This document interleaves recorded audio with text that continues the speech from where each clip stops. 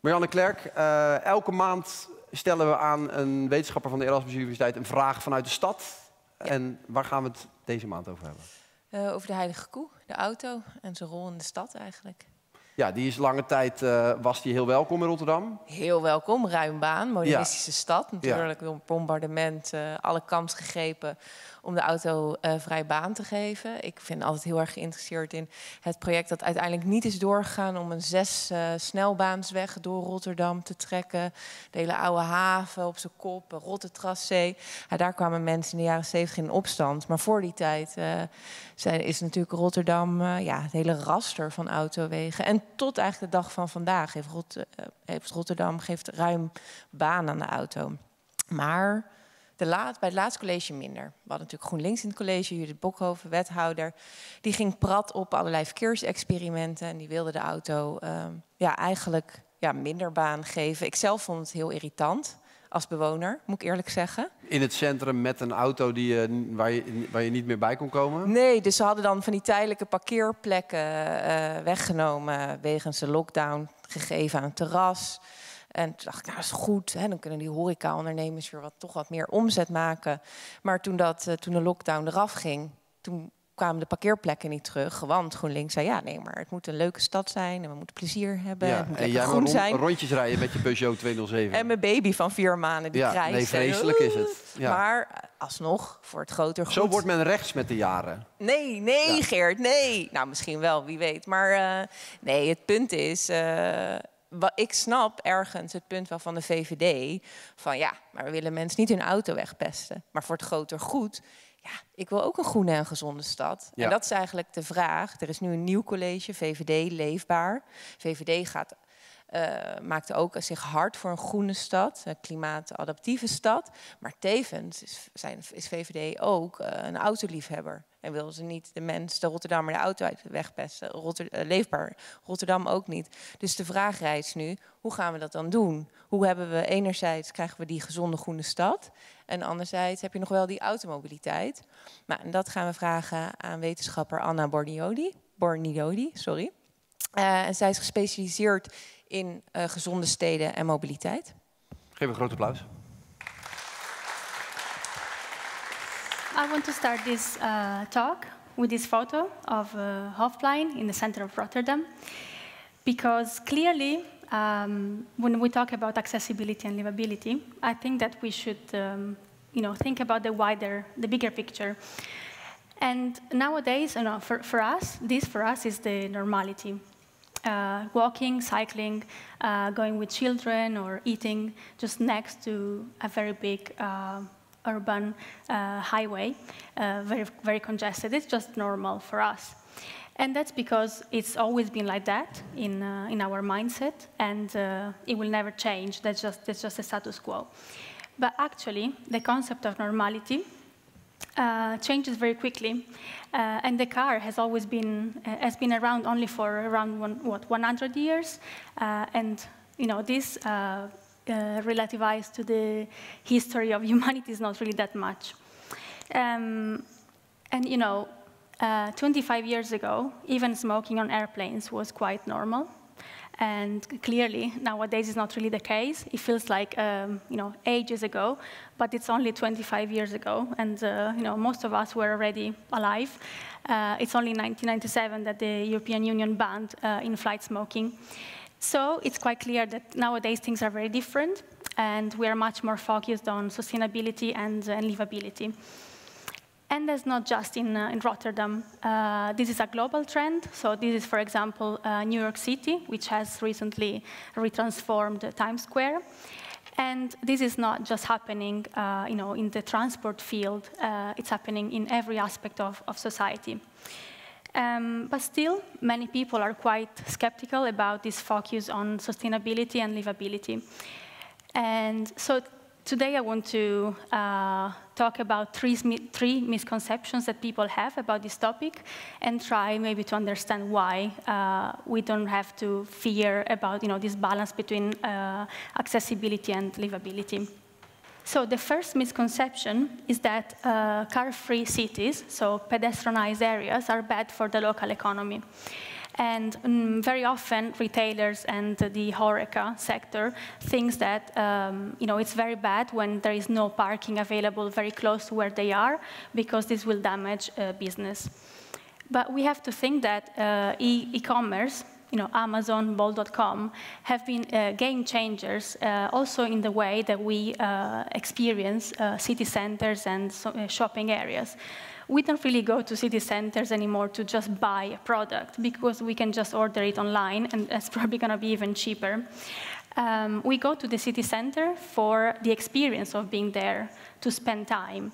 So it's clear how it is really important to have a pleasant environment. Otherwise, we will not even go there and will not spend or buy in shops.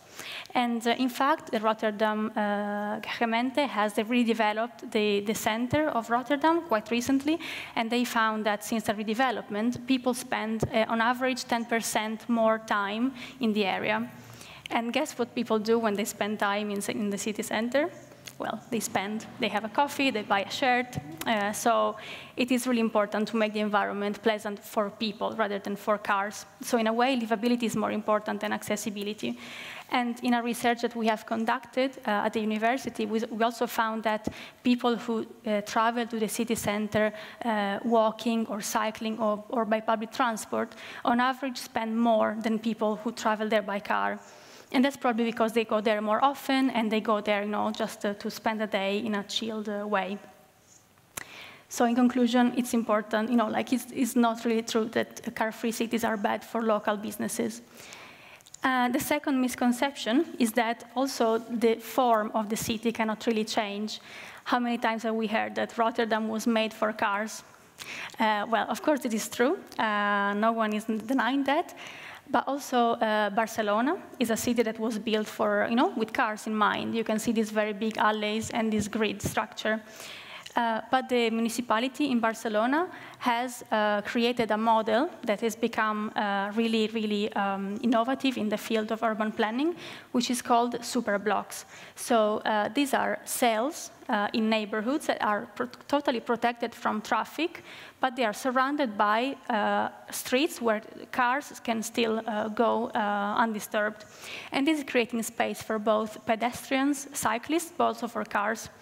And as a consequence, research found that around almost 700 premature deaths every year are saved because of this. Because basically people tend to walk more, move more, and there is less air pollution from the fumes.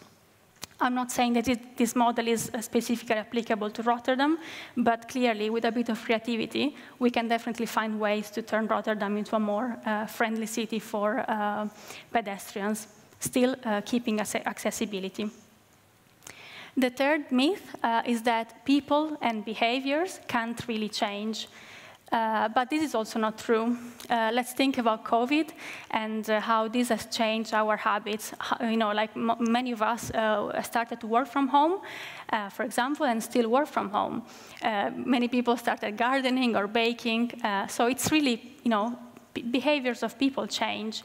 So it's also possible to shift the travel behavior of people. And clearly the context, the physical context, the legal, cultural, and social have a very big influence on people's behaviors.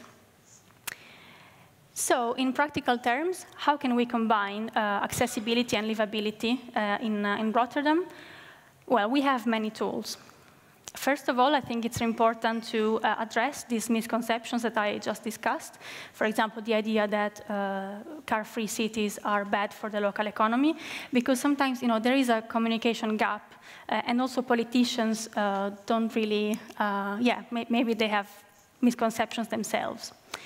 Second, well, of course, lower speed limits, and they're not a magic wand for cities, but the point of lower speed limits is that they will make car travel a bit less attractive than before, because it's just a bit too slow to move around.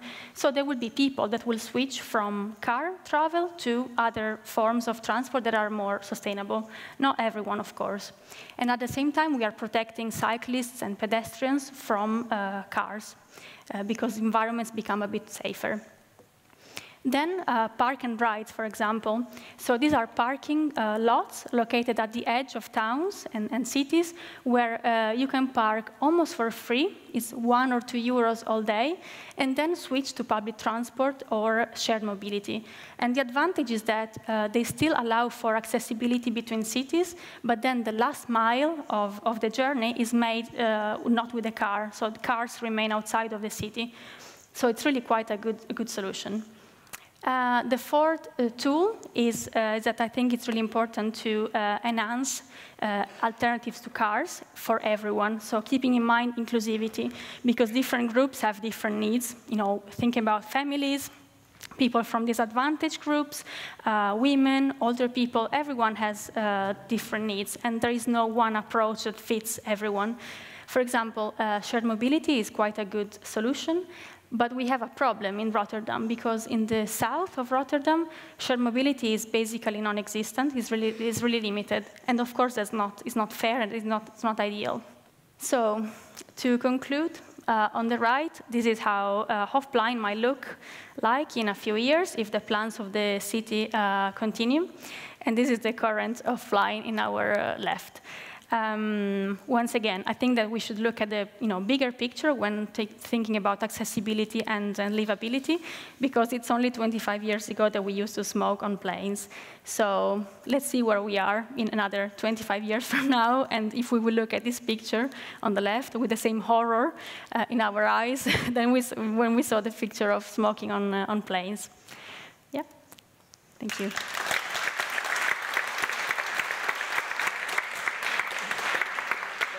Thank you, Anna. If I may ask you one last question. Is there a city internationally that Rotterdam or the municipality can look at as an example for the transition that awaits us as well? Yeah, I think that London is quite a good city to look at, also because it's quite big. It also has problems of traffic. And now that we have this 30-kilometer-an-hour speed limit may be coming, they have actually introduced the 15-mile. So it's actually 20 or 25 kilometers an hour, so it's even lower. Okay. So I think it's a good model. We should send the new alderman and the mayor to London. Yes, let's do that. Anna Bornioli, thank you very much. Thank you.